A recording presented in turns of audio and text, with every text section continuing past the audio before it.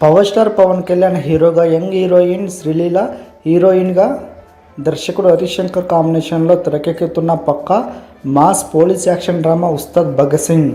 మరి దీనిపై అంచనాలు ఉండగా రీసెంట్గానే వచ్చిన ఉస్తాద్ గ్లిమ్స్తో మరిన్ని అంచనాలు పెరిగాయి.